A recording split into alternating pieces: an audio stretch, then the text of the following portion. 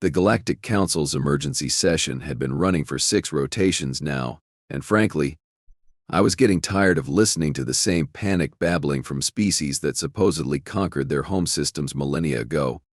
You'd think after all these eons of supposed superiority, they'd have learned to handle a little inconvenience. The humans have found it, wheezed Ambassador Clith through his breathing apparatus, his tentacles writhing in what his species called distress. The Viridian deep-sea vessel we lost 3 rotations ago. They've actually found it. Oh, how delightfully ironic. The same species we'd been calling primitive meat sacks had managed to locate something our most advanced tracking systems couldn't find. I adjusted my optical sensors and tried not to laugh at the absurdity of it all.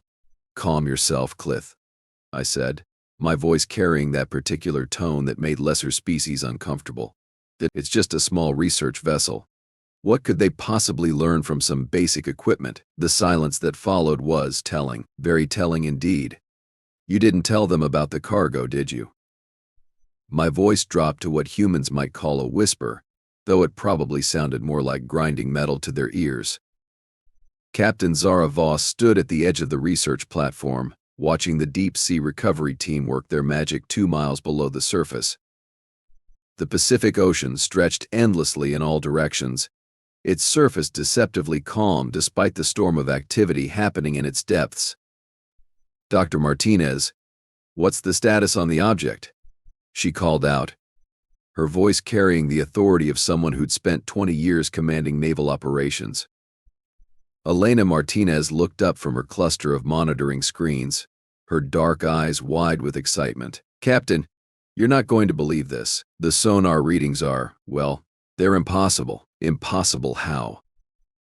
"The object is perfectly spherical, approximately 40 meters in diameter, and it's made of a material that's reflecting our scanning equipment in ways that shouldn't be physically possible." Martinez paused, running her hands through her graying hair. "It's like it's there, but also not there. Our instruments keep giving us contradictory readings."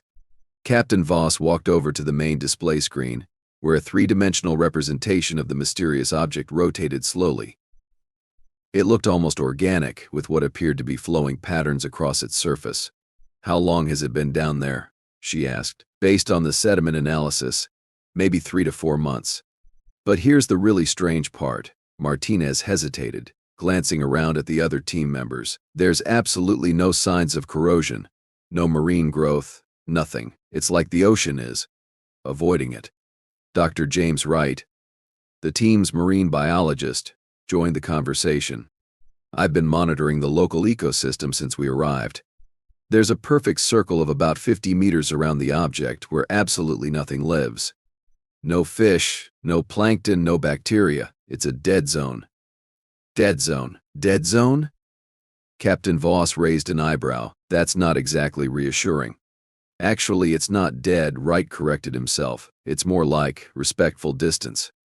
The marine life seems to be actively avoiding the area, but they're not dying or showing signs of distress. They're just staying away." The recovery operation had taken 18 hours, and watching these humans work was both fascinating and infuriating. They approached the problem with a combination of scientific method and what I could only describe as reckless curiosity. Any sensible species would have left the vessel where it was and pretended they never found it. But humans? Oh no, they had to poke it with sticks. "Ambassador Thax," I addressed the Council's military advisor, "remind me again why we classified this species as harmless." The blue-skinned warrior's expression was grim. "Because their technology was primitive, their space travel limited to their own star system, and their military capabilities were adequate for their level of development. And now? Now they're hauling one of our most advanced reconnaissance vessels out of their ocean like it's a fishing net full of sardines." The recovery ship's massive crane groaned under the weight as the spherical object broke the surface. Water cascaded off its smooth surface, and for a moment, even the most experienced crew members stopped what they were doing to stare. "It's beautiful," whispered Dr. Sarah Kim, the team's xenorchaeologist. "Yes, xenorchaeologist. Apparently, humans had developed entire fields of study for things they'd never encountered. The optimism was almost charming. The object sat on the ship's deck like a giant pearl, its surface shimmering with colors that seemed to shift depending on the angle of observation. Captain Voss approached it carefully, her hand resting on the communication device clipped to her belt. "Dr. Martinez, are you getting any readings now that it's on deck?" "Nothing coherent," Martinez replied, her voice tight with frustration. "Every instrument gives us different information. It's like the object is actively interfering with our equipment." Dr. Wright was circling the sphere, his handheld scanner beeping erratically. "The surface temperature is exactly 20.7 degrees Celsius, not approximately, not close to, exactly, no matter where I measure." "That's impossible," said Kim. "It just came up from water that's barely above freezing." "Welcome to the impossible," Wright muttered. "Nothing about this thing makes sense." Captain Voss made a decision that would have impressed even the most hardened council warriors. Instead of calling for backup, instead of waiting for higher authorities, instead of following any reasonable safety protocol, she walked right up to the object and placed her hand on its surface. "Captain, no," Martinez shouted, but it was too late. The moment Voss's palm touched the sphere, the entire surface began to glow with soft, pulsing light. The patterns that had seemed randomly decorative suddenly aligned themselves into recognizable geometric shapes. "Well," Voss said calmly, "that's new." The sphere began to emit a low humming sound, barely audible but felt in everyone's bones. The patterns on its surface moved faster now, swirling and connecting in ways that suggested intelligence, purpose, communication. "It's responding to human contact," Kim said, her voice filled with wonder. "It's actually responding." "The question is," Martinez added, "responding how?" That's when the sphere split open. Not cracked, not broken, not damaged. It opened like a flower, its surface peeling back in perfect sections to reveal the interior. The team stood frozen, waiting for anything from poisonous gas to alien monsters to emerge. Instead, they found a chamber filled with what looked like liquid light, and floating in the center of that light was something that made even the most skeptical among them gasp. It was a chair. Or at least, something that could serve as a chair. It was clearly designed for a humanoid form, but the proportions were off, too tall, too narrow, with extensions that suggested the occupant had more than 2 arms. "There's writing," Dr. Kim said, stepping closer to the edge of the opening. Symbols carved into the walls. "Don't get too close," warned Wright. "We don't know if that liquid is safe." But Kim was already pulling out her camera, documenting everything. "This is incredible. The preservation is perfect. It's like this thing was made yesterday." Captain Voss leaned over the edge, studying the interior. "Dr. Martinez, can you get any readings from inside?" "The equipment is going crazy," Martinez replied, "but I'm getting massive energy readings. Whatever this thing is, it's not just a container, it's a machine. And it's still running." The liquid light began to pulse in rhythm with the humming sound, and suddenly the symbols on the walls began to glow. One by one, they lit up in sequence, as if the chamber was trying to tell them something. "It's a message," Kim said excitedly. "It has to be. The sequence is too deliberate to be random." "A message from who?" Wright asked. "From whoever built this thing," Voss replied. "The question is, are they still out there? And do they know we found their lost property in the depths of space?" Aboard the Council flagship, alarms began to sound. The Viridian vessel's emergency beacon had just activated, broadcasting not just its location but detailed scans of every human who had made contact with it. "They've opened it," Ambassador Clith said, his voice barely a whisper. "The humans have actually opened a Council reconnaissance vessel." I felt something that might have been admiration creep into my consciousness. These humans had managed to access technology that most Council member species couldn't even recognize, let alone operate.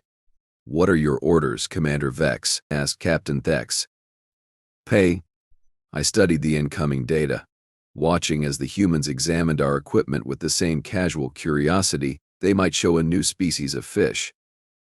They had no idea what they were looking at, no comprehension of the implications, and absolutely no fear of the consequences. "We observe," I said finally. "We watch these remarkable little creatures play with forces beyond their understanding, and we see what happens next. And if they activate the vessel's primary systems, then we learn just how dangerous these primitive meat sacks really are."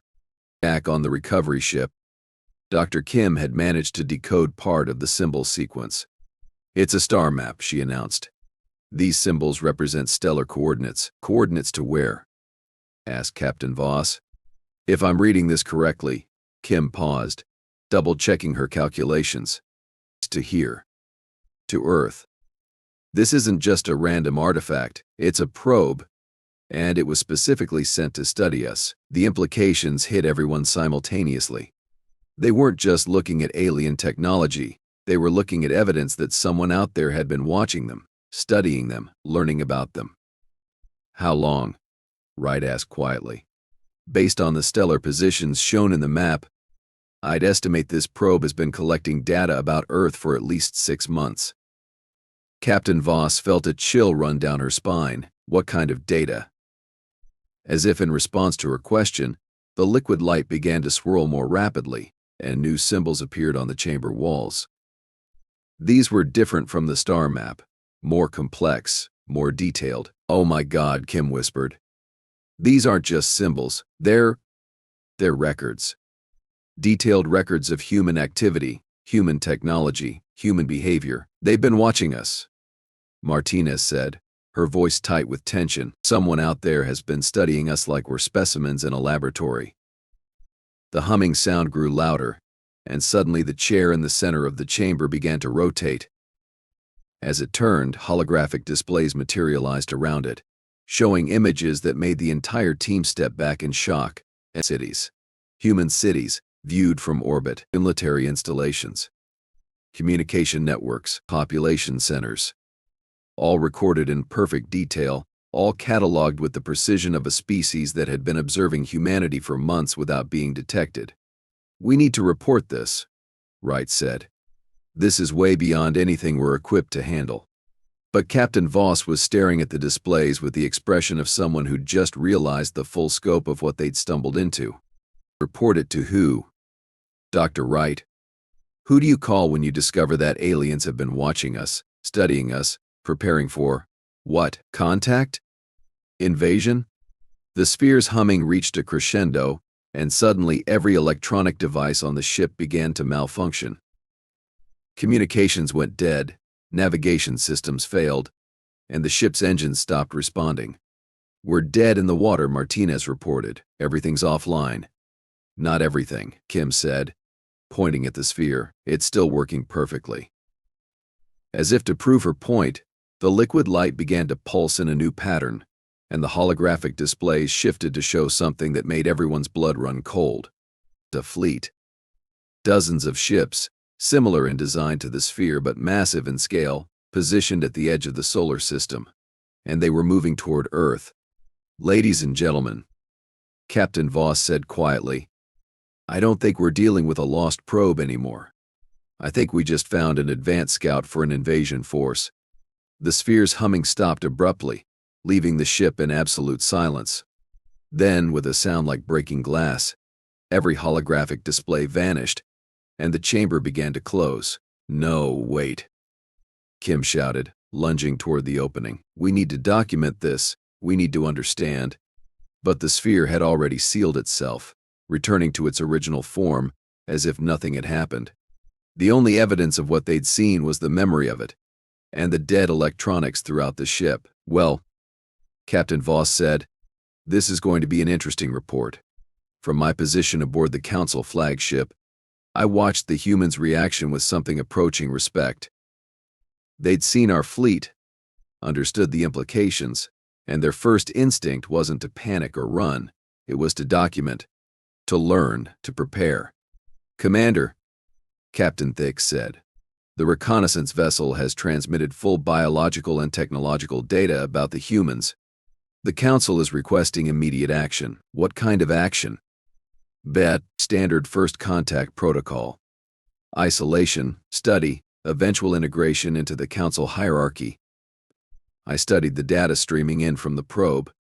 These humans had accomplished in hours what most species took cycles to achieve. They'd not only accessed our technology but had begun to understand it, to learn from it. No, I said finally. Cancel the standard protocol, sir. These humans are not standard. They're something new, something we haven't encountered before. They don't just adapt to new situations, they thrive in them. They don't just use technology, they improve it. They don't just survive, they excel. I turned to face the council chamber, where hundreds of species awaited my decision. Change of plans. We're not going to integrate the humans into our hierarchy. We're going to offer them a partnership. Partnership? Ambassador Clith sounded horrified. With primitives, with equals, I corrected. Because if we treat them as just another species to be conquered or controlled, we're going to find out exactly how dangerous an underestimated human can be. The transmission ended, leaving me with the distinct impression that the galaxy was about to become a much more interesting place. 3 days had passed since the sphere incident, and the recovery ship remained stranded in the middle of the Pacific. Captain Voss had managed to restore basic communications using spare parts and sheer determination, but the message she'd sent to Naval Command had been met with skepticism and bureaucratic delays, and what she could only describe as institutional cowardice. "Ma'am," Dr. Martinez called from her makeshift repair station, "I've got partial power back to the main systems. We should be able to limp back to port." "Negative," Voss replied, not taking her eyes off the sphere. "We're not leaving until we understand what we're dealing with." Dr. Wright looked up from his environmental readings.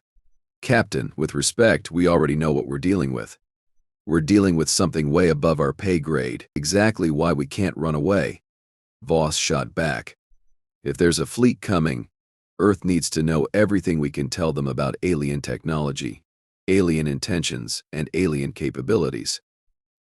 Dr. Kim had spent the past 72 hours trying every conceivable method to reactivate the sphere.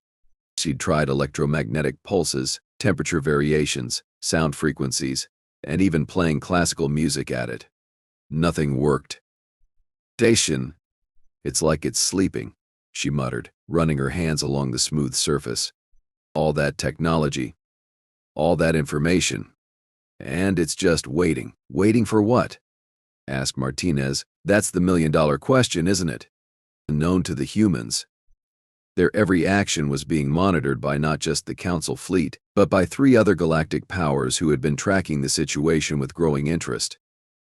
The humans had managed to stumble into the middle of a political situation that had been brewing for decades. "They're still trying to reactivate it," reported Lieutenant Cray from the monitoring station. "The female designated Kim has attempted 47 different activation methods." I found myself genuinely impressed. Most species would have given up after the first dozen attempts. These humans seemed to view failure as nothing more than data to be analyzed and overcome. "Sir." Captain Thex approached my command station. "The hegemony has sent a diplomatic message. They're concerned about our change in protocol regarding the humans." The hegemony. Of course they were concerned. They'd built their entire power structure on the premise that newer species were inherently inferior and needed to be guided, controlled, and ultimately subjugated. The idea that we might treat humans as equals was probably giving their leadership collective nightmares. "What kind of concern?" I asked. "They're questioning our judgment. They believe the humans pose a potential threat to galactic stability." "Galactic stability," I repeated. "You mean their version of galactic stability, where they make the rules and everyone else follows them?" "That would be accurate, sir." I studied the tactical display showing the positions of various fleets around Earth's solar system. The Council fleet, the hegemony forces, the Syndicate scouts, and at least 2 other groups I couldn't immediately identify. What had started as a simple reconnaissance mission had turned into a potential battleground. "Signal the fleet," I ordered. "All ships are to maintain current positions and avoid any action that could be interpreted as hostile by the humans." "Sir." "The Council is expecting a full report on human capabilities and weaknesses. Then they're going to be disappointed." Because I'm beginning to suspect that treating humans as enemies might be the biggest mistake the galaxy has ever made. On the recovery ship, Captain Voss was dealing with her own political complications. Naval Command had finally responded to her reports, and the response was exactly what she'd expected: bureaucratic panic disguised as official procedure. "They want us to return immediately," she told her team. "No further investigation, no additional contact with the object. We're to leave it here and let appropriate authorities handle the situation." Appropriate authorities? Wright laughed bitterly. What authorities? The Department of Alien Contact, the Bureau of Extraterrestrial Affairs. Those don't exist because this wasn't supposed to happen, which is exactly why we can't leave, Voss replied. We're the only people on Earth who've actually interacted with alien technology. We're the only ones who've seen what's coming. Dr. Kim looked up from her latest attempt to activate the sphere. Captain, what if we're approaching this wrong? What if the sphere isn't broken or sleeping? What if it's waiting for the right conditions? What kind of conditions? Think about it. The sphere responded to human contact, but only when you touched it. It showed us information, but only what it wanted us to see. It shut down when we tried to document everything. What if it's not just a probe? What if it's a test? The idea hit everyone simultaneously. They weren't just examining alien technology, they were being examined by it. A test for what? Martinez asked. To see if we're ready. Kim replied. To see if humanity is ready for contact with galactic civilization. Captain Voss felt a chill of understanding. And if we fail the test, then maybe that fleet we saw isn't coming to invade. Maybe it's coming to quarantine. The sphere began to hum. Everyone turned to look at it, and the humming grew louder, more insistent. The patterns on its surface began to glow, not with the soft light they'd seen before, but with brilliant, pulsing energy. It's responding to our conversation, Wright said in amazement. It's been listening to us. Not just listening, Kim corrected. Understanding, learning, evaluating. The sphere opened again, but this time the liquid light inside was different. Instead of the soft glow they'd seen before, it was shot through with streaks of color that seemed to pulse with information, with meaning, with purpose. The chair, Voss said, pointing to the center of the chamber. It's not just a display. It's an interface. An interface for what? For communication. For real communication, not just observation. Before anyone could stop her, Captain Voss stepped forward and lowered herself into the chamber. The liquid light didn't feel wet or cold. It felt like being immersed in warm electricity. Like every nerve in her body was suddenly connected to something vast and ancient and incredibly intelligent. Captain, Martinez shouted, but Voss was already sitting in the chair, her hands resting on controls that seemed to mold themselves to her grip. The world exploded into light and sound and meaning. Suddenly, Voss wasn't on the ship anymore. She was floating in space, surrounded by stars and nebulae and the vast machinery of galactic civilization. She could see the Council fleet, the hegemony forces, the other groups positioning themselves around Earth's solar system. But more than that, she could understand them, their languages, their intentions, their fears and hopes and political maneuverings. The sphere wasn't just a probe, it was a translator, a bridge between species that had never been able to truly communicate before. Welcome, human, said a voice that seemed to come from everywhere and nowhere. I am Commander Vex of the Galactic Council. We have been waiting for your species to reach this level of development. Development?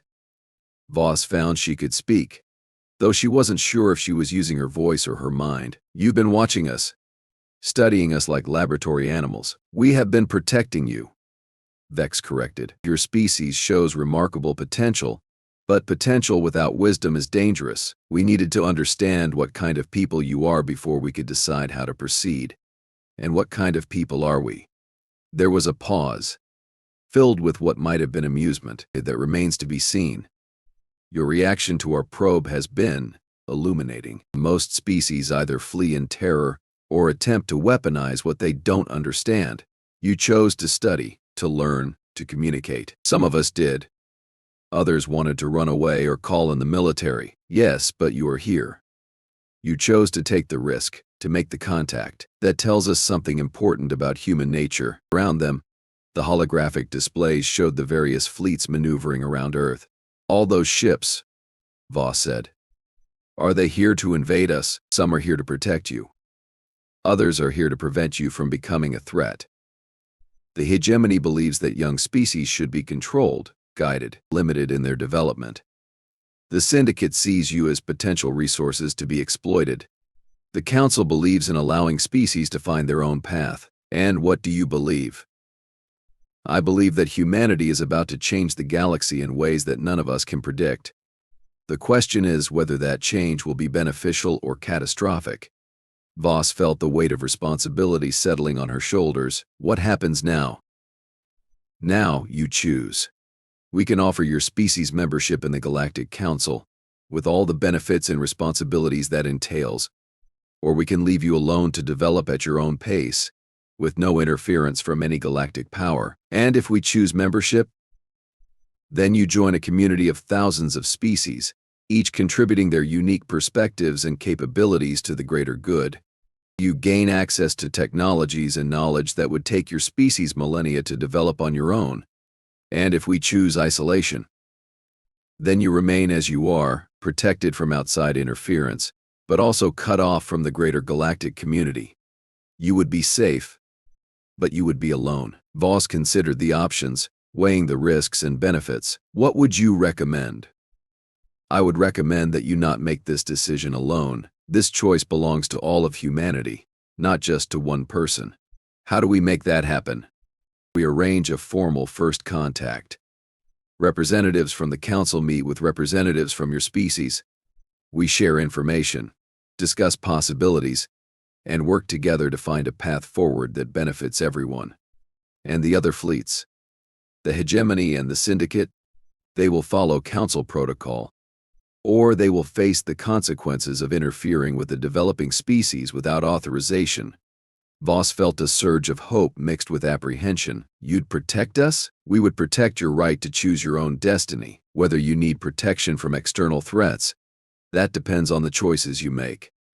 The connection began to fade, and Voss found herself back in the chamber, surrounded by her worried team members. But the sphere had changed. Instead of the opaque surface they'd seen before, it was now transparent, revealing complex machinery that pulsed with gentle light. Captain. Dr. Kim helped her out of the chair. You were unconscious for 20 minutes. What happened? I made contact, Voss said, her voice hoarse with exhaustion. Real contact. And we have a choice to make. She quickly explained what she'd experienced, the conversation with Commander Vex, and the options facing humanity.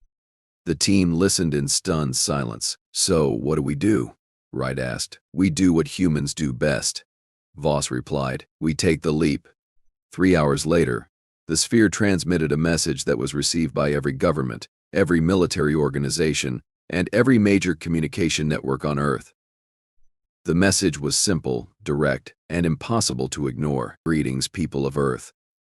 We are the Galactic Council, representing thousands of species across the galaxy. We offer you the opportunity for peaceful contact and potential membership in our community.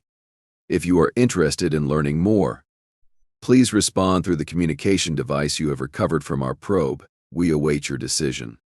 The response was immediate and chaotic. Governments scrambled to understand what was happening. Military forces went on high alert. Scientists around the world demanded access to the probe. The internet exploded with theories, fears, and wild speculation. But in the midst of all the chaos, something remarkable happened. Instead of panic, instead of violence, instead of the breakdown of civilization that many had predicted, humanity began to unite. Political differences were set aside. National boundaries became irrelevant. Religious leaders spoke of hope and wonder. Scientists shared their knowledge freely. Look at them, I said to Captain Thex as we monitored Earth's response. Look how they're reacting. They're not fighting each other, Thex observed with amazement. They're working together. They're working together. Most species fragment when faced with first contact. Fear and suspicion tear them apart. But humans are coming together. The Council's formal response came 3 days later. A small fleet of ships would enter Earth's solar system, but would remain at a safe distance. A delegation would be sent to meet with human representatives. The meeting would be public, broadcast to the entire world, with no secrets and no hidden agendas. They're ready, I told the council. Ready for membership, ready for partnership, ready to take their place in the galactic community. And if we're wrong, asked Ambassador Clith, then we'll deal with the consequences. But I don't think we're wrong. I think we're about to witness the birth of a new kind of galactic citizen. The meeting took place on a platform in the middle of the Pacific Ocean, broadcast live to every corner of Earth. Captain Voss stood beside the leaders of the world's major nations, representing not just humanity's military capabilities, but its spirit of exploration and discovery. When the Council shuttle landed, the first being to emerge was Commander Vex himself. He was tall, elegant, with features that suggested both wisdom and humor. His first words to humanity were spoken in perfect English, but somehow everyone listening heard them in their own language. "People of Earth," he said, "we welcome you to the galaxy." The ceremony was simple but profound. Documents were signed, not of surrender or subjugation, but of mutual respect and cooperation. Humanity was granted provisional membership in the Galactic Council, with full rights and responsibilities. "This is just the beginning," Vex told the assembled crowd. "You have much to learn and much to teach. We look forward to seeing what humanity will contribute to our shared future." As the ceremony concluded, Captain Voss found herself standing beside the alien commander. "You took a big risk," she said. "Trusting us like this." "No bigger than the risk you took," Vex replied, touching that sphere, making contact, choosing to communicate rather than retreat. "That told us everything we needed to know about human nature. And what did it tell you? That when faced with the unknown, humans don't just survive, they thrive. They don't just adapt, they excel. They don't just join the galactic community, they transform it." He turned to look at the crowd of humans and aliens mingling together, sharing knowledge and stories and hope for the future. "The galaxy is about to become a very different place, a better place, I think." Captain Voss smiled, watching her team members explaining human technology to fascinated alien scientists.